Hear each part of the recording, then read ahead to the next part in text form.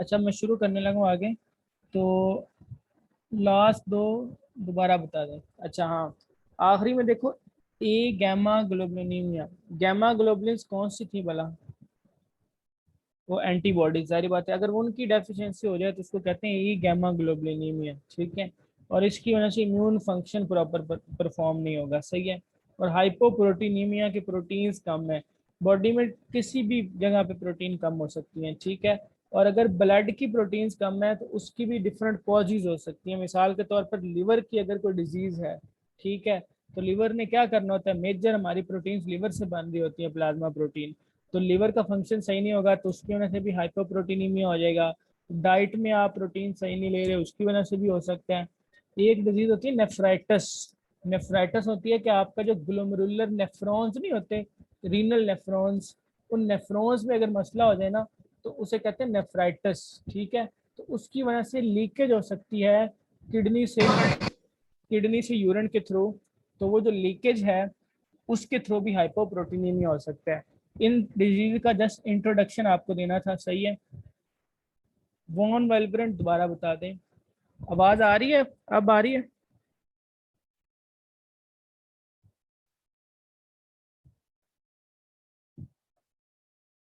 अच्छा, वॉन विल्ब्रेंट ना एक फैक्टर होता है, वॉन विल, उस फैक्टर का नाम है वॉन विल्ब्रेंट फैक्टर। इस फैक्टर का ना क्लॉटिंग में रोल होता है, ठीक है। तो जब ये फैक्टर की कमी हो जाए ना तो क्लॉटिंग प्रॉपर नहीं होती, उस डिजीज को कहते हैं वॉन वाइब्रेंट डिजीज।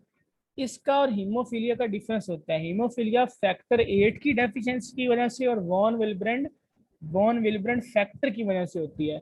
वो डिफरेंस क्या है वो जब हम ये टॉपिक पे जाएंगे तब मैं दो क्लिनिकल्स आपको दूंगा, सिनेरियोज। उन सिनेरियोज में आपको डिफरेंस पता चल जाएगा कि क्या होता है। अभी सिर्फ इतना याद, इंट्रोडक्शन देन में रखो, एमसीक्यू भी आप लोगों के आने हैं। आगे चलते हैं।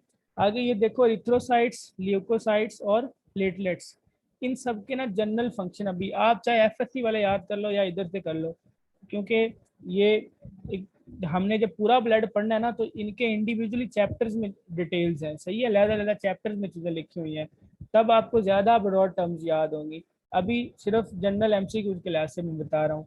आज टेस्ट के अकॉर्डिंग एरिथ्रोसाइट का फंक्शन सबको पता है, ट्रांसपोर्ट ऑफ ऑक्सीजन है, ठीक है, कार्बन डाइऑक्साइड है, साथ में बफर के तौर पर एक्ट करता है। फिर ल्यूकोसाइट में ग्रेन्युलोसाइट्स और ए ग्रेन्युलोसाइट होते हैं। नेब, NEB, न्यूट्रोफिल, इओजाइनोफिल और बेसोफिल ग्रेन्युलोसाइट्स हैं, ठीक है। न्यूट्रोफिल्स का फंक्शन होता है कि ये इन्फ्लेमेशन में मैंने बताया था रोल प्ले करते हैं, ठीक है, ये फाइट करते हैं, फेगोसाइटोसिस में इन्वॉल्व होते हैं। और इधर से मोनोसाइट जो है ये बाद में मैक्रोफेज बनते हैं, ठीक है। और इनका भी फंक्शन क्या होता है, ये जो न्यूट्रोफिल वाला फंक्शन होता है, क्या फंक्शन होता है कि ये फेगोसाइटोसिस में इन्वॉल्व होते हैं, सही, इन्फ्लेमेशन के में जो रिएक्शन में जो लड़ते हैं बाहर वाले एंटीजन वगैरह से ना, एंड जो बाहर से पार्टिकल्स बॉडी में आए हैं। लिम्फोसाइट का सबको पता है इम्यूनिटी में रोल है। ईओजाइनोफिल और बेसोफिल में जो हमने वो बॉडी पढ़ी थी ना, IgE, इम्यूनोग्लोबुलिन ई, वो इस बेसोफिल के साथ एसोसिएटेड होती है।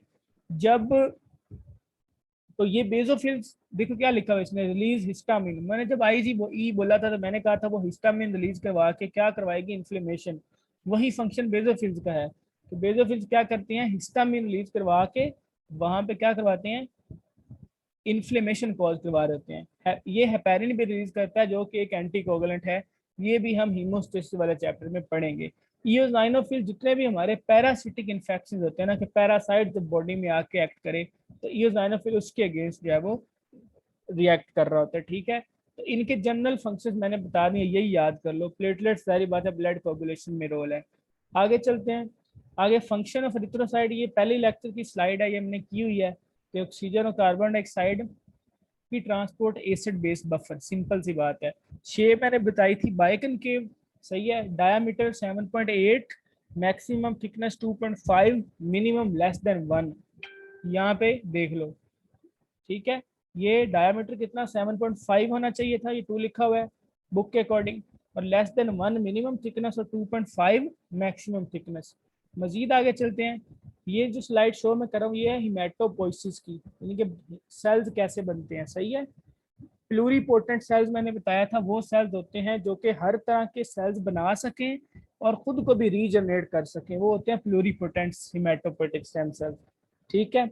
अब इन्होंने क्या बनाना है, इससे अगर तो लिम्फोइड स्टेम सेल बनेगा तो उससे टी और बी लिम्फोसाइट बन जाएंगे। अगर कॉलोनी फॉर्मिंग यूनिट स्प्लीन बनेगा ना, एस, वो आगे ब्लास्ट से एरिथ्रोसाइट और फिर आगे एरिथ्रोसाइट, और ये एस से c F you ji m, colony forming unit g m और colony forming unit m. G stand for granulocyte, m stand for monocyte, सही है, और इधर वाला एम मेगा कैरियोसाइट। तो ये सारे के सारे ब्लड सेल्स बन रहे हैं, सही है। यहाँ पे मैंने दो डेफिनेशन भी करवाई थी, प्लूरीपोटेंट की और कमिटेड की, ठीक है। कमिटेड कौन से होते हैं? जो पर्टिकुलर लाइन ऑफ सेल्स में कन्वर्ट होते हैं। मिसाल के तौर पर ये सी एफ यू बी जो है, ये एक कमिटेड स्टेम सेल है जो कि एरिथ्रोसाइट बनाएगा। उसके बाद C F you ji M committed stem cells हैं, ठीक है, ये क्या बनाएंगे? ग्रेनुलोसाइट और मोनोसाइट को बनाएंगे, सही है। और ये कॉलोनी फॉर्मेट एम जो है, ये कमिटेड है, ये क्या बनाएगा? Mega karyocyte.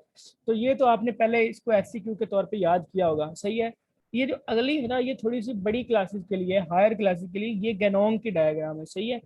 तो इसमें उसने कुछ यानी ये चीजें दिखाई हुई हैं, ये कुछ फैक्टर्स हैं जो इनको रेगुलेट कर रहे हैं, सही है। इंटरल्यूकिन 1 है, इंटरल्यूकिन 6 है, इंटरल्यूकिन 3 है। 3 का तो मैंने वैसे भी बताया था आपको कि ये ग्रोथ इंड्यूसर है, याद है आपको। उसके बाद GM-CSF, ठीक है, GM-CSF, GCSF। तो ये जितने भी है ना, GM से मुराद है कि ग्रेनुलोसाइट मोनोसाइट, ठीक है, और CSF से मुराद है कॉलोनी स्टिमुलेटिंग फैक्टर। ये सारे के सारे कुछ रेगुलेटरी फैक्टर्स हैं। ये जो पीछे हमने ये सारा प्रोसेस किया है ना, इस प्रोसेस के रेगुलेटरी फैक्टर हैं। तो एमसीक्यू में वो आपको अगर पूछ ले कि हिमेटोपोइसिस को रेगुलेट करने वाले कौन से फैक्टर हैं, तो आपने इन नेम्स को ना, इन नेम्स को रट्टा लगा लेना।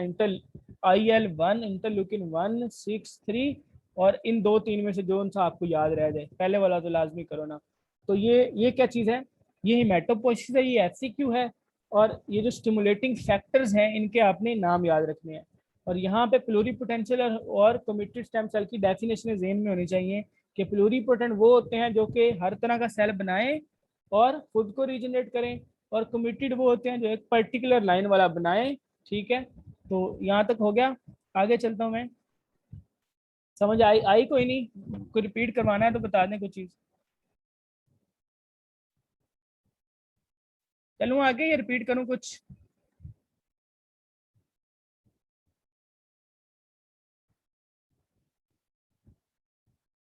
चलें, सही है। आगे देखें जी, प्रोडक्शन ऑफ एरिथ्रोसाइट। ये स्लाइड भी पुरानी है, सही है, क्योंकि हमने प्लाज्मा और एरिथ्रोसाइट पढ़ना था। तो जो मैंने एरिथ्रोसाइट का जो टॉपिक जितनी भी चीज़ें इस पहले की हैं या कुछ एक्स्ट्रा में, मैंने सारी इधर डाल दी है इसे एक टेस्ट के लेक्चर में। तो देखो, मैंने बताया था लिवर पहले ट्राइमेस्टर में, जब बच्चा एम्ब्रियोलॉजिकल लाइफ होती है, तो एम्ब्रियो में पहले 3 महीने लिवर थोड़ा बहुत स्प्लीन भी बना रहा होता है, फिर Aahista Aahista bone marrow replace कर जाता है।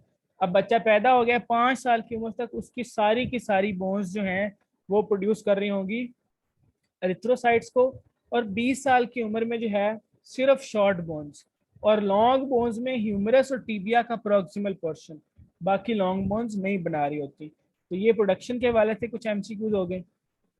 आगे चलो, ये जेनेसिस ऑफ आरबीसी, इसे क्या कहते हैं हम? एरिथ्रोपोइसिस, ठीक है।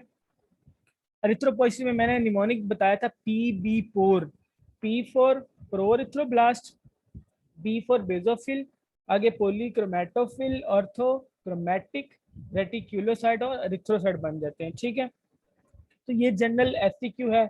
इसमें वो एमसीक्यू पूछ सकता है कि पहली जनरेशन की स्टेज कौन सी होती है, तो आप बताओगे ये प्रोरिथ्रोब्लास्ट है, ठीक है। और लास्ट पे रेटिकुलोसाइट के बाद एरिथ्रोसाइट बन रहे हैं। अब गाइटन को जब रीड करोगे ना, तब वो कहता है कि रेटिकुलोसाइट जो है ना, ये जो एक सेकंड होल्ड करो।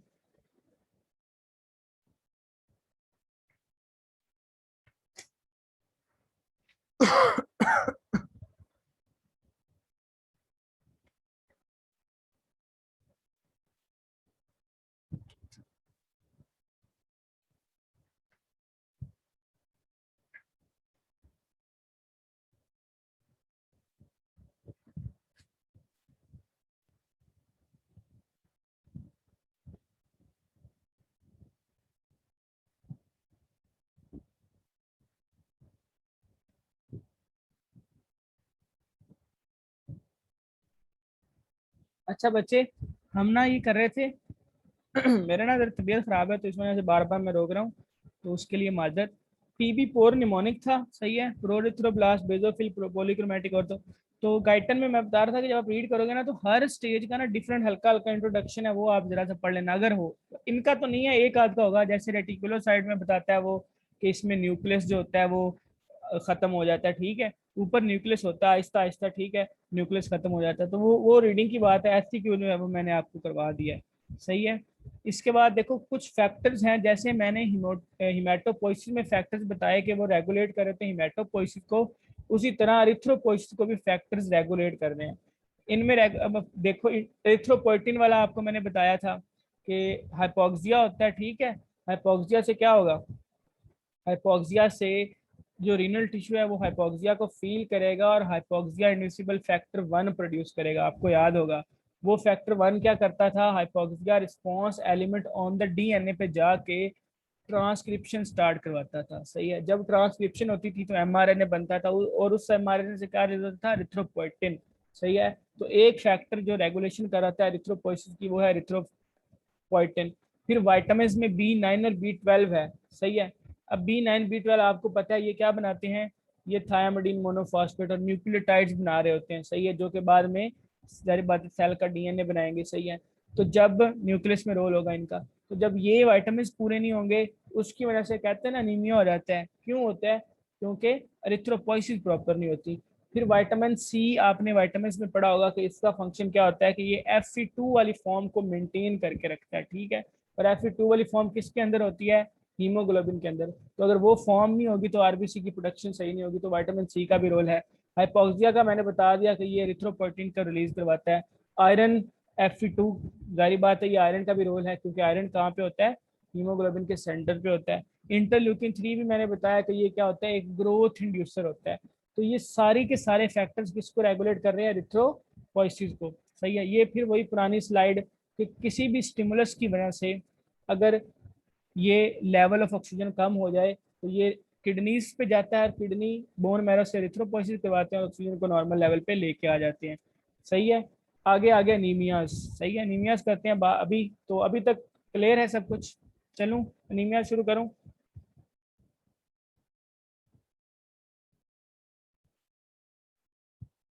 अच्छा, एनीमियाज के लिहाज से ना एक तस्वीर शेयर कर रहा हूँ, उसको देखो जरा। जब हमने पिछली दफा एनीमिया पढ़ा था ना तो हम मैंने कहा था कि इसकी ना बेसिकली दो टाइप्स हैं, ठीक है। टाइप से मुराद के दो तरह से हम इनको क्लासीफाई करते हैं, सही है, एक ईटियोलॉजिकल और दूसरी मॉर्फोलॉजिकल, ठीक है। ईटियोलॉजिकल में मैंने कहा था कि कॉज की बेस पे, जैसे कि ये सारी कॉज की बेस पे उसकी क्लासिफिकेशन है, और मॉर्फोलॉजिकल उसकी फॉर्म की शेप के अकॉर्डिंग, के शक्ल किस तरह की है, ठीक है। अब मैंने चार टाइप्स लिखी हुई हैं, आपको पिक्चर में नजर आ रहा होगा, ठीक है। ये चारों मॉर्फोलॉजिकल क्लासिफिकेशन है, सही है। सिटिक जो है ना वर्ड सेल के लिए यूज करते हैं, और क्रोमिक आप कलर वेर में रख लो, यानी कि क्रोमिक हम हीमोग्लोबिन के लिए यूज करते हैं, सही है। नॉर्मल हीमो साइज होगा आरबीसी का, और अगर नॉर्मली हीमोग्लोबिन होगी तो वो नॉर्मोसिटिक नॉर्मोक्रोमिक होगा, ठीक है। अगली सेकंड पे देखो, अगला है नॉर्मोसिटिक और हाइपोक्रोमिक, कि साइज क्या है, नॉर्मल है लेकिन हाइपोक्रोमिक है कि उसके अंदर हीमोग्लोबिन क्या है, कम है, ये दूसरी टाइप है, ठीक है। माइक्रोसिटिक में साइज क्या होता है, कम है और साथ में हाइपोक्रोमिक भी हो, यानी कि उसके अंदर हीमोग्लोबिन भी कम हो, साइज भी कम हो और हीमोग्लोबिन की, वो थर्ड टाइप होगी माइक्रोसिटिक हाइपोक्रोमिक। आखिरी है मैक्रोसिटिक हाइपोक्रोमिक। मैक्रोसिटिक में क्या है, साइज बड़ा है और कलर यानी कि हीमोग्लोबिन क्या है, कम है, हाइपोक्रोमिक। तो ये मॉर्फोलॉजिकल क्लासिफिकेशन, इसमें आपने इसके सिर्फ नाम ही जेहन में रखना है कि, और आइडिया ले लो कि नॉर्मोसिटिक और नॉर्मोग्रामिक होता क्या है। बाकी इटियोलॉजिकल क्लासिफिकेशन किसकी बेस पे अकॉर्डिंग होती है, कॉज की बेस पे। हेमरेज एनीमिया मैंने बताया था कि इंजरी इसकी कॉज है, अगर लॉस अचानक हो गया तो अक्यूट है, और लॉन्ग टर्म तक रहा है तो क्रॉनिक है। हीमोलिटिक में मैंने आपको बताया था कि हिमोलिसिस ऑफ आरबीसी हो सकता है। ये सारी की सारी कॉजेज जो लिखी है ना, लिवर फेलियर, रीनल डिसऑर्डर, या फिर बर्न जल गया है, इन डिफरेंट कॉजेज की वजह से अगर ब्रेक डाउन ऑफ आरबीसी हो रहा है, ये कॉज है, तो ये हीमोलिटिक एनीमिया होगा। और बुक के अकॉर्डिंग मैंने बताया था कि बुक में हेरिडिटरी स्फीरोसाइटोसिस और इसके अलावा एरिथ्रोब्लास्टोसिस फेटालिस और सिकल सेल एनीमिया। बुक में ये 3 डिजीजेस लिखी हैं जिनकी वजह से हीमोलिटिक एनीमिया हो सकता है, और कॉजेज हैं वो आप यहाँ देख लो, तो बुक वाली याद कर लो, ये जरा समझ लो बस, सही है।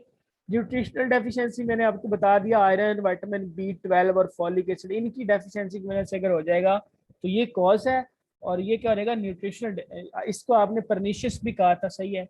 बुक में ना एक वर्ड लिखा हुआ है इंटेस्टाइनल स्प्रू, ये एक ऐसी कंडीशन होती है जिसमें हमारी जो स्मॉल इंटेस्टाइन होती है ना, उसके विलाए जो होते हैं ना वो एक फ्लैट हो जाते हैं, ठीक है। वैसे तो वो आपको पता है वो कर्व यानी कि काफी उनकी फोल्डिंग्स होती हैं, अगर वो फ्लैट हो जाए विलाए, सही है, और उधर कोई ना कोई इन्फ्लेमेशन वगैरह हो जाए कहाँ पे, विलाय वगैरह वाले रीजन पे, तो अपटेक या एब्जॉर्प्शन ऑफ न्यूट्रिएंट्स प्रॉपरली नहीं हो रही होती, ठीक है। तो उसकी वजह से क्या हो जाता है न्यूट्रिशनल डेफिशिएंसी। तो इंटेस्टाइनल स्प्रू का वर्ड ज़हन में रखना है कि उसकी वजह से कौन सा एनीमिया होता है, न्यूट्रिशनल डेफिशिएंसी एनीमिया। ए प्लास्टिक एनीमिया में मैंने बताया कि ये बोन मैरो डिसऑर्डर की वजह से होता है, ठीक है। और इसकी अगर कॉज पता हो तो वो कॉज डिफरेंट हो सकती है, वो ड्रग्स भी हो सकते हैं, ठीक है, वो रेडिएशन वगैरह हो सकती है, और अगर कॉज ना पता हो तो मैंने कहा था वो होता है इडियोपैथिक एप्लास्टिक एनीमिया, ठीक है। आगे क्रॉनिक डिजीज से भी एनीमिया हो सकता है। रीनल फेलियर का मैंने आपको क्वेश्चन के रेफरेंस में बताया था कि अगर रीनल फेलियर हो जाए, ठीक है, या लिवर में मसला हो जाए, तो उसकी वजह से भी, क्रॉनिक डिजीज की वजह से भी क्या हो सकता है, एनीमिया हो सकता है, सही है। आगे रहेगा जी आखिरी पॉलीसेथीमिया, सही है। पॉलीसेथीमिया जैसे एनीमिया का बिल्कुल अपोजिट है कि आरबीसी कम है तो वो इधर आरबीसी ज्यादा हो जाते हैं। अब सेकेंडरी पॉलीसेथीमिया है और पॉलीसेथीमिया वेरा है, सही है। अगर किसी डिजीज का कोई इन्वॉल्वमेंट नहीं है, ठीक है, बंदा रहता ही उस जगह पे है जहाँ पे उसको ऑक्सीजन की कमी है, ठीक है, यानी कि वो काफी हाइट पे रहता है, ठीक है, उसकी फिजियोलॉजिकल कंडीशन इस तरह की है कि उसको एक्टिविटी इस तरह करनी पड़ रही है, सही है, ऊपर रह के काम करेगा, ये बात है, काम हो रहा है और ऑक्सीजन कम है तो उसको ज्यादा ऑक्सीजन चाहिए, हाइपोक्सिया हो गया है, वो हाइपोक्सिया क्या करेगा, एरिथ्रोपोइसिस करेगा from bone marrow, erythropoietin release करवा के, जिसकी वजह से आरबीसी ज्यादा हो जाएंगे, ठीक है, और क्या हो जाएगा, सेकेंडरी पॉलीसिथीमिया। ये एक नॉर्मल सी कंडीशन है, नॉर्मल से मुराद की ये डिजीज नहीं है, ये फिजियोलॉजिकल कंडीशन है। इसमें हिमेटोक्रिट जो हमारे आरबीसी और जो सेल्स की परसेंटेज है वो 45 से ज्यादा होके 60-70 तक पहुंच जाती है, यहाँ पे भी इतनी होती है, सही है, हिमेटोक्रिट, सही है, 60 से 70%, दोनों में हिमेटोक्रिट ज्यादा है, सही है, दोनों में आरबीसी भी क्या है, ज्यादा है, ठीक है। लेकिन मसला है ये फिजियोलॉजिकल कंडीशन की वजह से है, और पॉलीसीथीमिया वेरा या एरिथ्रीमिया पैथोलॉजिकल है। पैथोलॉजी से मुराद ये कि कोई ऐसी डिजीज हो गई है जिस वजह से क्या हो चुका है, आरबीसी की प्रोडक्शन ज्यादा है। तो ये आपने पॉलीसीथीमिया को रीड कर लेना है। फिर मैंने एनीमिया और पॉलीसीथीमिया का बॉडी पे इफेक्ट आपको करवाया था। एनीमिया की वजह से कौन सा फेलियर होता है, बताएगा कोई, याद है किसी को, मीज एससीसी कोई डिजीज नहीं है। हाँ, मतलब सेकेंडरी कोई डिजीज नहीं है, ये एक तरह से एक कंडीशन है कि जो आपने मैंने आपको बताया था, आपके कुछ गिलगित वाले जो क्लास फेलोज होते हैं, ठीक है, उनकी स्किन जो होती है ना, देखो उनकी स्किन क्या होती है, उनकी स्किन के ऊपर ब्लू कलर के ब्लॉचेस होते हैं, ठीक है, और साथ में क्या होते हैं, वो रेड रेड रेड कलर की उनकी अपीयरेंस होती है, तो वो एक तरह से पॉलीसेथेमिक कंडीशन होती है, ठीक है, वो कोई डिजीज नहीं है। लेकिन वेरा अरिथ्रीमिया पैथोलॉजिकल है, ये डिजीज की वजह से होता है, ठीक है। मैं पूछ रहा था एनीमिया का हमारी बॉडी पे क्या इफेक्ट होता है, एक्यूट कार्डिक फेलियर, सही है। और पॉलीसीथीमिया की वजह से कोई इफेक्ट नहीं होता, क्योंकि ब्लड वॉल्यूम्स की वजह से और जो विस्कोसिटी की वजह से दोनों फैक्टर न्यूट्रलाइज हो जाती हैं, ठीक है। और यहाँ तक हो गया हमारा लेक्चर कंप्लीट। अब मुझे बताओ कि कोई किसी को मसला है या कोई इशू है तो बता दो। और टेस्ट के वाले से मैं आपको बता दूं, आपने तीनों चीज़ों को अच्छी तरह करना है। पहले आपने क्या करना है, ये लेक्चर लेक्चर होता है असल में टॉपिक्स का इंट्रोडक्शन और टॉपिक्स का कॉन्सेप्ट क्लियर करने के लिए, सही है। और जब आपका कॉन्सेप्ट क्लियर होगा फिर आप बुक की रीडिंग अच्छी होगी। तो आपने पहले लेक्चर समझना है, लेक्चर को याद करना है, जब लेक्चर याद हो जाएगा फिर आपने गाइडन पे जाना है। फिर आपने गाइडन, चूंकि आपकी रेफरेंस बुक है वही आपकी टेक्स्ट बुक है, गाइडन से पेपर आना चाहिए। एफएमयू की अलग बात है, वो दे या ना दे, लेकिन आना चाहिए, यूएचएस तो उधर से ही देता है। तो आपने लेक्चर के बाद डाइटन याद करनी है, फिर आपके पास टाइम बचे, मैं बल्कि टाइम बचाना है आपने, फिर आपने मैम के नोट्स करने हैं। इस तरह आपका टेस्ट अच्छा हो जाएगा। सही है, कोई क्वेश्चन है तो बता दो, अदरवाइज मैं लेक्चर खत्म करता हूँ, रिकॉर्ड करता हूँ और आपके साथ शेयर कर देता हूँ। बताएं मुझे जरा। ओके भाई, चलें बच्चे, अल्लाह हाफिज, अपना ख्याल रखो, ठीक है? कोई मसला मसाइल हो तो किसी टाइम भी पूछ सकते हो।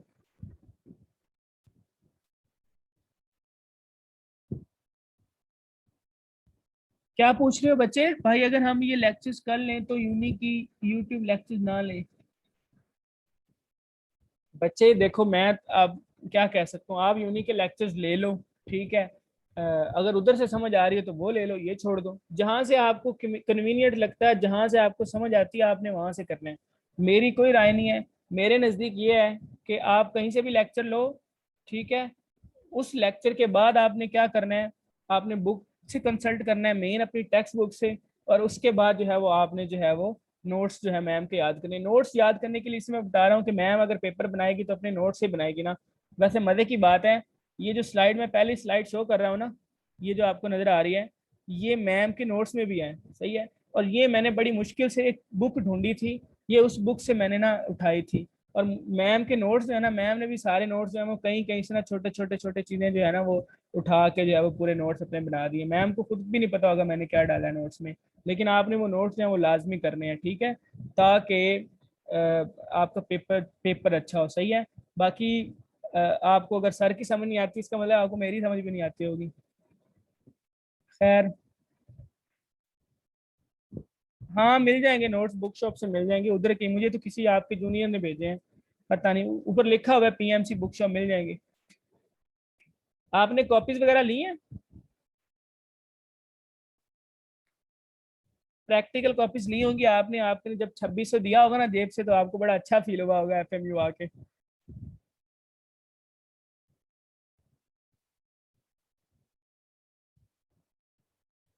चलें, सही है, अल्लाह हाफिज। एफएमयू की बुराइयां ना करो, मेरी अपनी यूनिवर्सिटी है यार। ख्याल रखो अपना।